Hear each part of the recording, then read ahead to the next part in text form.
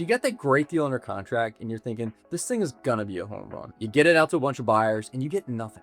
Well, you're not alone. Did you know that 48% of every assignment contract never goes to the buying table? And you want to know why? Well, it's because investors are really good when it comes to getting a deal under contract, but when it actually comes to marketing, they oftentimes put together a dispositions write-up that's lazy, vague, or just doesn't connect to the buyer at all. So today, I'm going to show you how to throw together a strong dispositions write-up that connects with your buyers right away, hooks them in, allows you to close deals quicker, and doesn't leave a whole room for vague misunderstandings. And if you actually stick around to the end of this video, I'm gonna give you our 3-step framework and how we've actually put together a buyer's community in our local areas that's helped us land hundreds of thousands of dollars with sign-up contracts. So let's get started.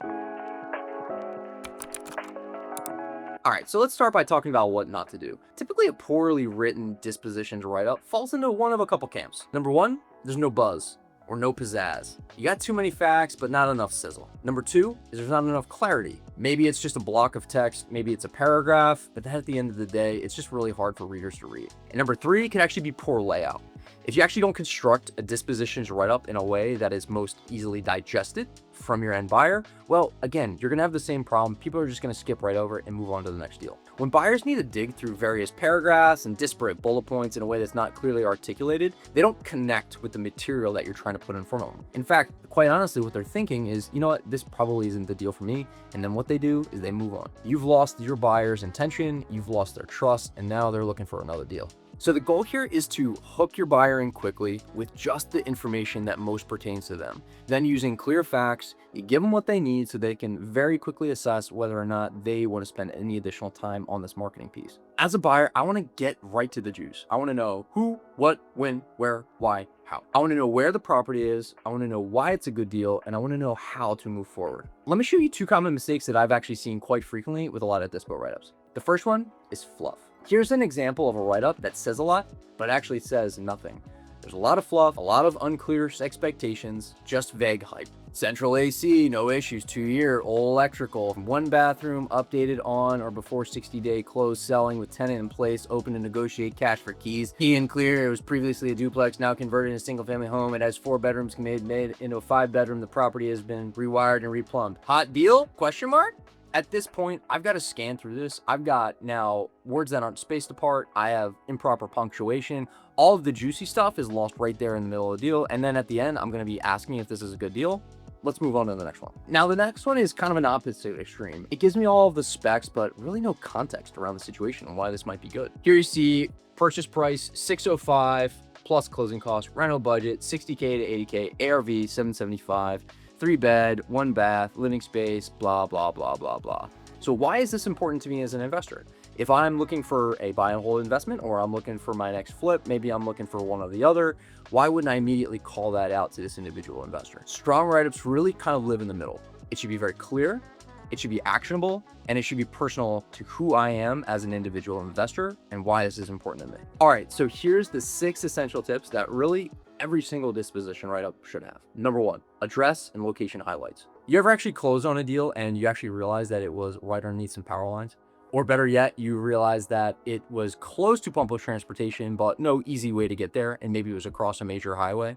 Don't just drop the address, call out the context and why it matters. Buyers want to know, hey, what side of town is it on? Is it a hot zip code? Is it near a highway? Is it a neighborhood that's being gentrified? For example, located in a booming east side corridor just 5 minutes from downtown. That's what gives buyers a reason to care and care fast. Bottom line, don't just drop the location, but drop the context too. Number 2, property specs and comps. This one might be obvious, but you'd be surprised at how often this falls flat on its face.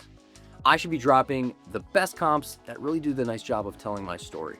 I want to know what's the worst, what's the best, what's my potential upside, what's my potential downside.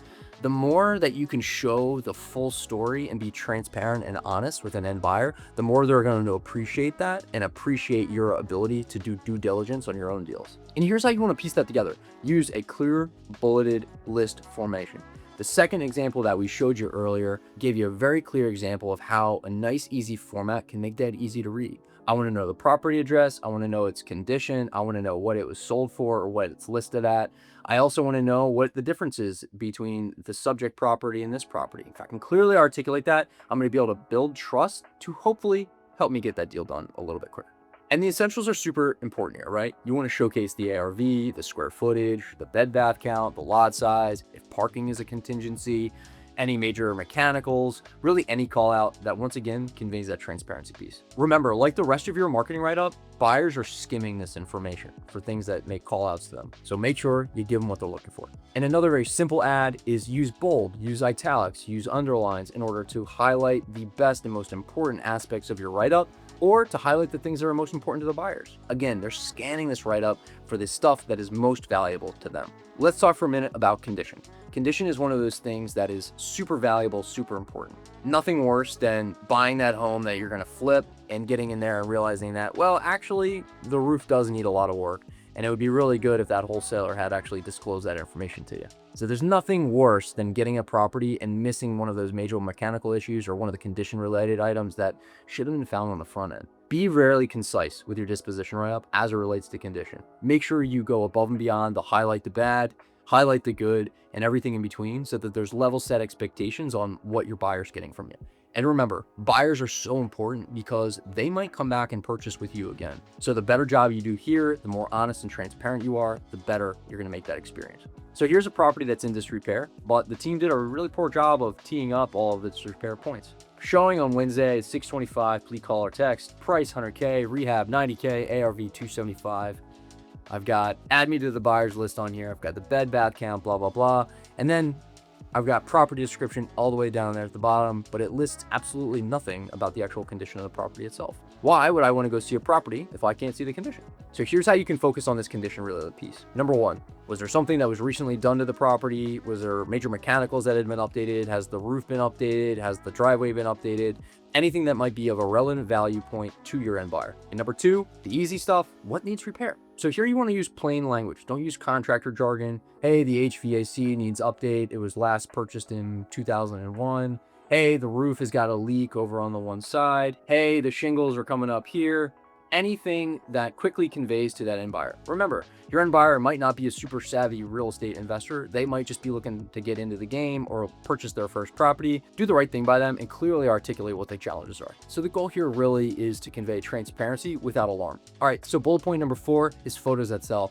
This is maybe one of the most important things that you can spend money on as it relates to putting together the proper disposition write-up. Why? Because this is the best way to convey the value of this property to somebody who might be looking to buy it. And remember, if you're working with a buyer who may actually want to go visit the property in person, if the photos are fuzzy or vague or they don't show all the right things, they're probably just going to pass on it because there's not enough transparency and clarity around the deal for them to take the next step. Photos are the simplest way to get buyer input and get buyer data around that property and do it very fast. And so what we do, we'll actually go and we'll pay for professional photos to be fun.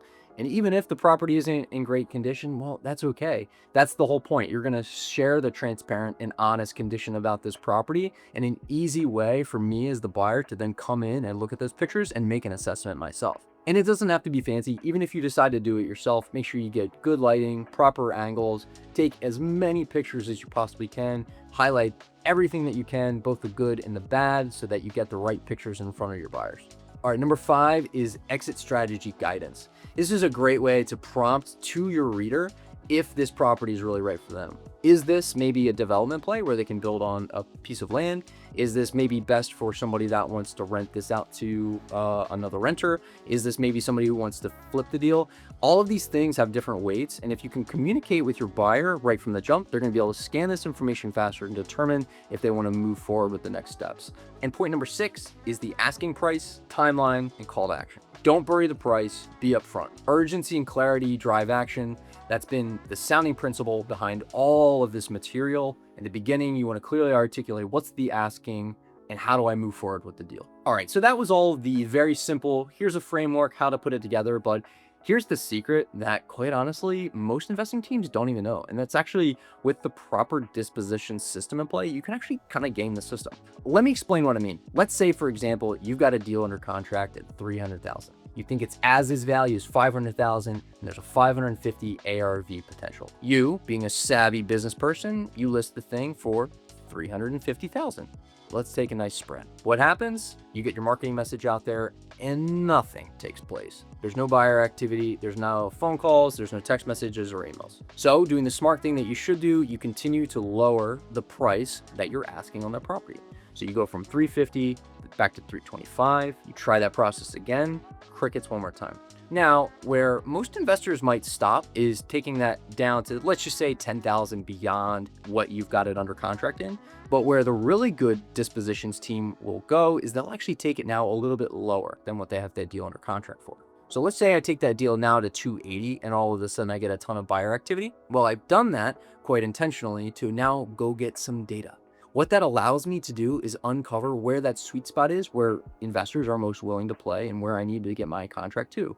So at that point, now I can turn around to my seller and I can say, hey, look, unfortunately, I can't do it at this price anymore, but I can do it at this price. And we've got a real data point that we can serve back to them and get the deal done. That gives us good ammunition to negotiate, again, be transparent with everybody involved. And it also allows me to save a deal or two that I might not normally. All right, so here are the main takeaways and how you should piece this together along with the secret sauce of how to get this work really well. Number one, be super clear and concise and make sure it's aligned with who your target is. Calling all buyers who are looking for a buy and hold, flipper's dream, etc. Number two, always use professional photos. I'll tell you quite honestly that our strategy when we get a deal under contract, the first thing we want to do is go out and get really good quality photos. It makes our ability to convey transparent data to our buyer so much easier. And yes, you're going to spend a little bit of money, but at the end of the day, it's going to be the most valuable thing in your book. You're not going to be going back and forth with sellers. You're going to showcase all of the good and the bad so that there's no surprises and back and forth with your buyer at the end of the day. Number three, use the checklist every time. It's a simple framework that you can use in order to bullet point and format your disposition write-up in a way that conveys the most meaning and the most value quickly. All right, so we learned a lot about common pitfalls, maybe some frequent mistakes, what not to do, and hopefully what to do, and how to format your dispo write-up in a way that makes the most sense. Again, lead with transparency, honesty, showcase the things that your buyers want to see, and you're going to have a great deal at the end of the day. Hope this helps. See you next time.